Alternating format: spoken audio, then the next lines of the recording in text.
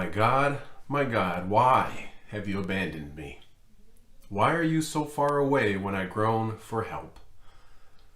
It's Tuesday of Holy Week, and this is the second short video where we are wrestling with the big question Jesus cried out while on the cross. My God, why have you abandoned me?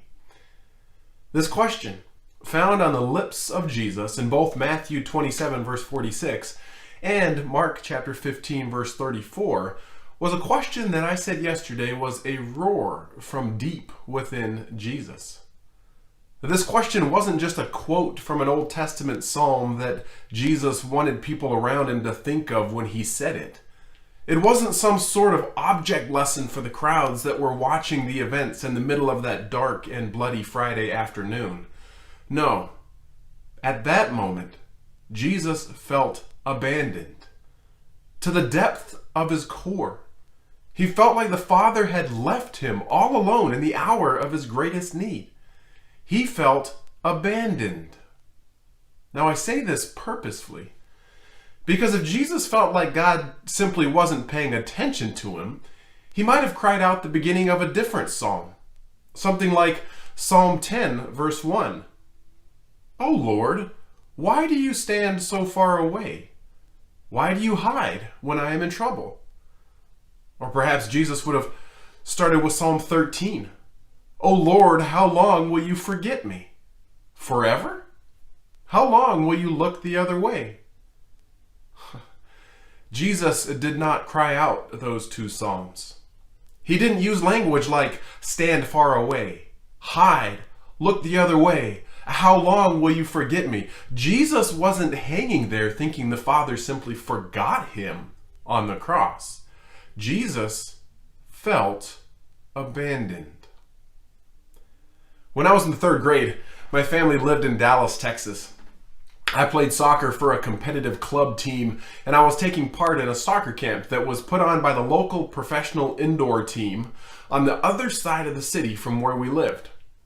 Now, I remember the evening session, the final session of that day finishing. The other kids started leaving, getting into the cars with their families, but my family's car was not there. Well, I figured they must have just got stuck in Dallas traffic. They were probably just running a few minutes late. Hey, I gladly stayed a little bit longer. Got a few more minutes with the professional players that were hosting the camp. I really wasn't paying much attention to the time, but I remember looking up and realizing it wasn't just getting dark, it was dark. And I remember looking again at the parking lot and still not seeing our family car. I remember realizing that I was the only kid left at the field with a few adults who, besides having their collectible sports cards, I really didn't know them. Had my parents forgotten me? I don't think I knew the word abandoned as a third grader. That's much more of a grown-up word. But it was evident that my parents were not there. Now, I know it's hard to fathom this, but all this took place before the time of cell phones, a long, long time ago. Finally, when it was just me and two other adults, we decided that I should get in the car with one of them to drive across the street to knock on the door of a stranger in order to call my parents. I was getting into that stranger's car, literally one leg in and one leg on the ground, when a pair of headlights turned quickly into the almost empty parking lot. It was my mom, and she was so apologetic. Both she and my dad had forgotten that I was at the camp, forgotten that I needed to be picked up. Now, on the drive home, my mom told me about a verse in the Bible that King David had written. He said this in Psalm 27, verse 10. "Even if my mother and father abandoned me, the Lord will hold me close." Now, my mom told me this to point me to a heavenly Father who wouldn't forget, who wouldn't, as the psalmist said, a Father who would never, ever abandon me. Did Jesus feel any of this while hanging on the cross? Did he feel held close by the Father? It sure doesn't seem like it, does it?